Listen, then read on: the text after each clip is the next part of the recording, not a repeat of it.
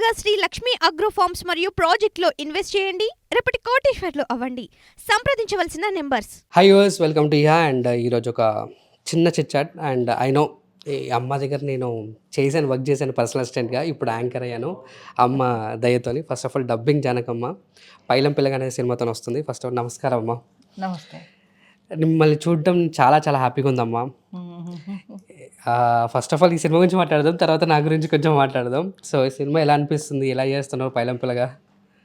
Cinema చాలా బాగుంటుంది, తప్పకుండా అందరూ చూడాల్సిన సినిమా ఇది. యా, అక్కడ వర్క్ చేసినంతసేపు అందరూ చాలా ఒక కుటుంబంలాగా వర్క్ చేసాం మేము.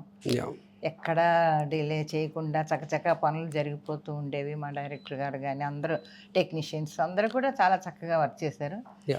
దాంతో సినిమా చాలా బాగుంటుంది. అదొకటే నేను చెప్తాను, అందరూ కలిసి ఫ్యామిలీ వెళ్ళి చూడి ఎంజాయ్ చేయాల్సిన సినిమా ఇది పైలం పిల్లగా. డెఫినెట్గా అందరూ చూడాలి ఈ సినిమా. అండ్ మీరు చాలా పాత్రలు పోషించారు. ఐ నో, నాకు తెలిసి మీ గురించి చాలా చాలా చేశారు. అండ్ దీంట్లో కూడా ఒక మంచి క్యారెక్టర్ చేశారు. ఐ హోప్ ఈ సినిమా మీకు చాలా రోజుల తర్వాత మీరు చేస్తున్నారు. ఎలా ఈ డిఫరెన్సెస్ ఎలా అనిపిస్తుంది ఇంత గ్యాప్ తీసుకొని?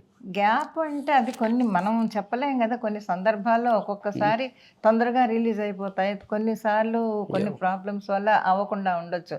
కానీ మొత్తానికి సినిమా టోటల్గా మంచి సినిమా కాబట్టి ఆలస్యం అయినా కూడా అమృతంలాగా వర్క్ చేస్తుంది కాబట్టి తప్పకుండా ఈ సినిమా బాగుంటుంది, సక్సెస్ అవుతుందని నా నమ్మకం నాకు ఉంది. మంచి సినిమా, అందరూ చూడాల్సిన సినిమా అసలు మెయిన్.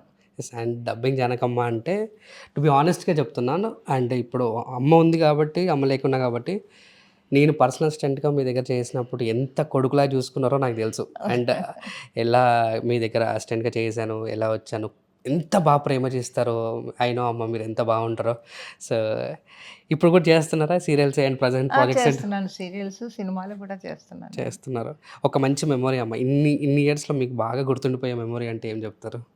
ఏమీ చెప్పలేను, అన్ని జ్ఞాపకాలే. ఒక్కటనే ఏం చెప్తాను, నా జీవితంలో ఎన్ని సినిమాలు చేశాను, ఎన్ని వందలు సినిమాలు చేశాను, అన్ని భాషల్లోనూ చేశాను కాబట్టి ప్రతి ఒక్కొక్క క్యారెక్టర్ కూడా ఒక్కొక్క దీని కింద ఉంటుంది కాబట్టి ప్రతిదీ ఒక్కొక్క జ్ఞాపకం, ఒక్కొక్క సినిమా జ్ఞాపకం. ఈ రోజు కూడా ఏదైనా దీనికి వెళ్ళాలంటే ఫస్ట్ డే కొంచెం భయంగానే ఉంటుంది. ఇంకా మేము నేర్చుకోవాల్సింది చాలా ఉందని అనుకుంటాను. మేకప్ విషయంలో కూడా ఫస్ట్ భయపడుతూనే ఉంటారు. అన్ని సెట్ నిజంగా చెప్తున్నాను, అమ్మ ఇప్పటికీ కూడా మేకప్ విషయంలో కానీ కాస్ట్యూమ్ విషయంలో కానీ పర్టికులర్గా అంత జాగ్రత్త తీసుకొని ఉంటారు.